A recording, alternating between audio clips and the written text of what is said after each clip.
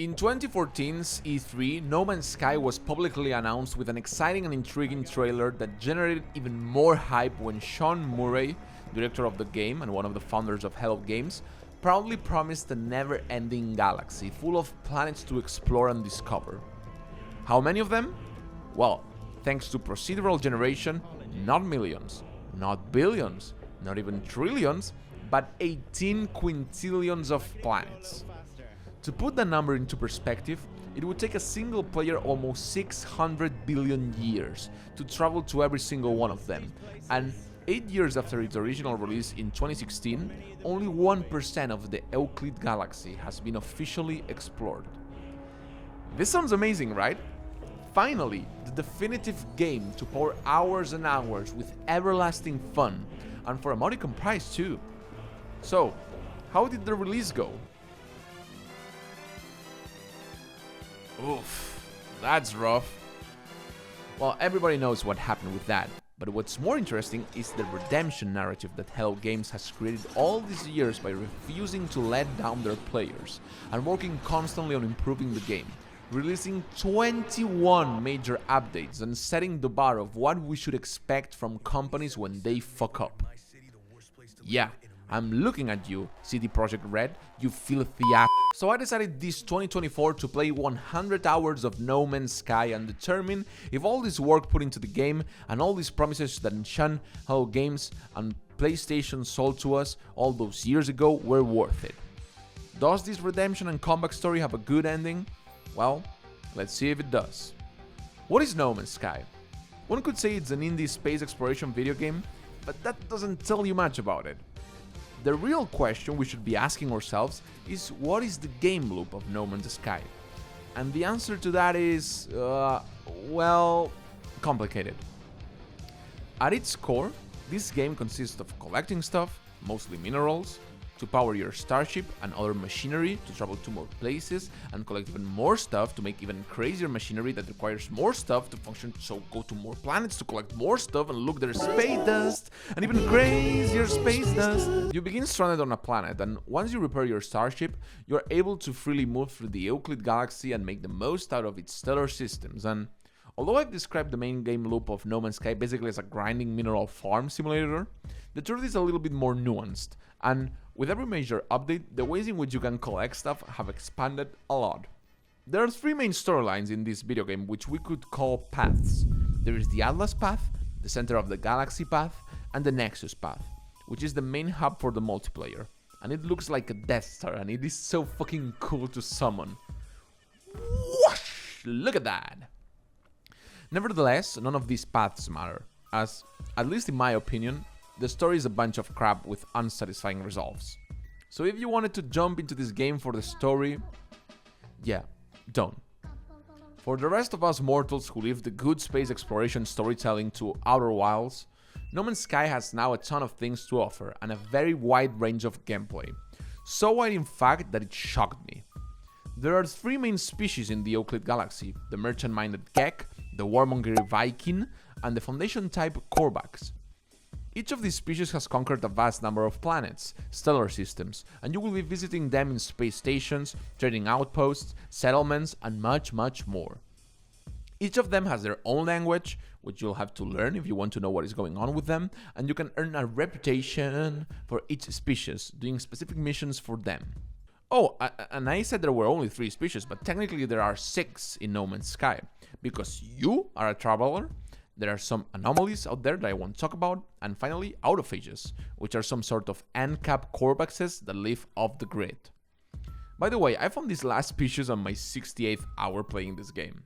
So yeah, there is a lot of stuff. I really meant that. Some whole subsets of mechanics introduce themselves organically via quest lines, such as base building, which has an insane amount of detail and nuance, exocrafts such as the submarine or the fucking car that goes vroom, or even farming and frigate expeditions. Oh yeah, I forgot to tell you, you can fucking purchase a fighter and that shit now is yours, and you can travel through space with it and hire frigates that do expeditions and squadrons that protect you from pirates, and you can smuggle illegal goods to steal systems to earn more cash. Well, now this game is dead space and you gotta be careful with the little alien creatures, and then the Sentinels act like some sort of Grand Theft Auto cop system, and they have mechas which are really tough to beat, and hey, let me hop into this new system and there is a fucking dreadnought attacking a fighter and I can go through it like I'm fucking Luke Skywalker shooting at turrets. What the hell? The stuff never ends, and actually you can scratch all of that, because the most important thing, the one that made me say, okay kiddo, this game has it, is how the starship feels. Getting out of a planet, navigating the vastness of space, and landing in the space station. Man, it just feels incredible. It is insane how well it feels to fly with your starship, and how well Hello Games captured the feeling of being an explorer in the final frontier. Hell, they make it look easy when Starfield pieces itself and cries for hours because they had to put loading screens, because if they didn't the game would fall apart. No Man's Sky came out in 2016 and had an original team of 8 people. Starfield, step the fuck up. I am ashamed of you. And speaking of comeback narratives and crappy AAA games, help a small channel such as ours and subscribe and like the video. You'll do us an immense favor helping us to fight the YouTube algorithm. Oh, and comment us your thoughts. What do you think of No Man's Sky? We read them all. Anyways, back to space. My favorite thing in No Man's Sky must be settlements. You can find some of them scattered in some planets, and once you claim them and become their overseer, a whole management sub-gameplay begins, in which you have to make decisions, examine construction opportunities, and the town gradually expands itself and brings hazard protection hubs, buildings, water towers, starship land pads, and even local shops. Maybe it's because I'm a sucker for Animal Crossing, but I feel like my Gex settlement is my actual main hub for where I plan missions and begin my adventures, more so than my actual base, which I didn't put a lot of effort into. Yeah, I know it looks bad, but it works, okay? Also, I feel I need to give a huge shout out to Hello Games for how well co-op expeditions and missions work. I tried it only for a couple hours, I got to be honest, but I didn't have any problems whatsoever while doing stuff with other pilots, and navigating together each stellar system was lots of fun. But even though they have added a lot of content that is undeniable, I feel there is some negative aspects to the game that need to be addressed. For starters, grinding eventually feels repetitive.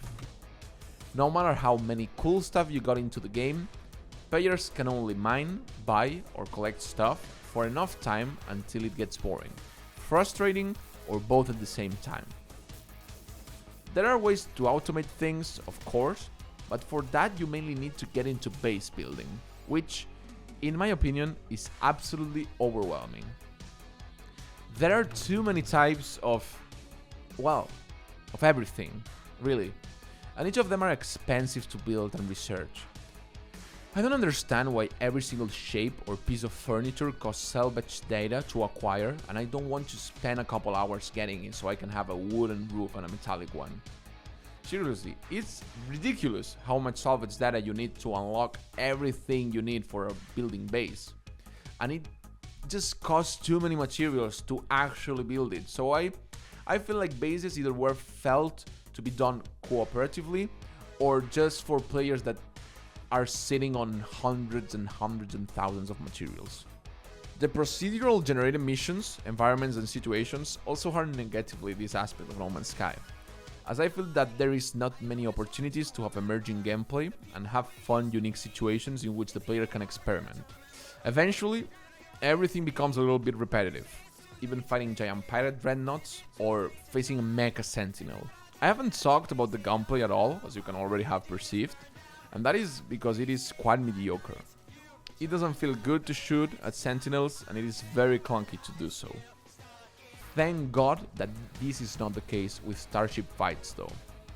Fighting with your starship in space is awesome. Awesome. It feels like it should. If I picture myself fighting in a starship in the orbit of a planet against some space pirates, that is it. Incredible job, Hello Games. That is the feeling I was imagining. So, I guess the real question we should be asking ourselves is it worth to bring 21 major updates with a gigantic amount of content to enjoy if grinding through it does not, in fact, bring joy? Well, the answer is yes. Don't forget all the good stuff I said about No Man's Sky just because I feel it becomes repetitive. I played 100 hours of it, for fuck's sake.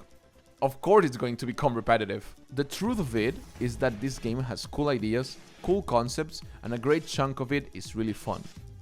Some stuff is going to feel like chores, but with this many content, you can completely ignore it and you'll be okay.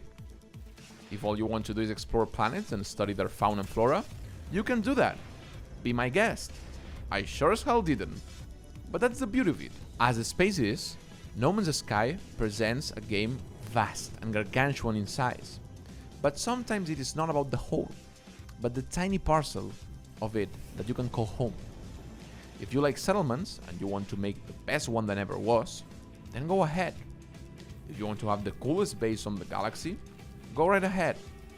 If what suits you is space combat, then hunt pirates for money, or heck, even become a pirate yourself and hunt traders for money. I am sure there will be something that clicks with you, and just with that, and knowing that Hello Games has refused to let this game become a stain in their record, we can finally answer the question. Yes, I think No Man's Sky is still worth it in 2024, maybe even more than before. While recording this video, a new major update has been patched into the game, so man, I don't know what else to tell you. Give it a try at least. I'll end up with this. Back in 2017, I played through the remaster of the Uncharted series and I loved the sense of wonder that those games had. Exploring mythical places such as Shangri-La, a 15th century city flooded, or a bronze city in the middle of the desert sparked something inside me, and when I knew No Man's Sky had released recently, I was really tempted to buy it and almost decided to purchase it. I'm glad I didn't, because it meant that I could experience this game like this in 2024, at its full potential and in full awe and glory. Thanks for watching. Until we meet again, traveler.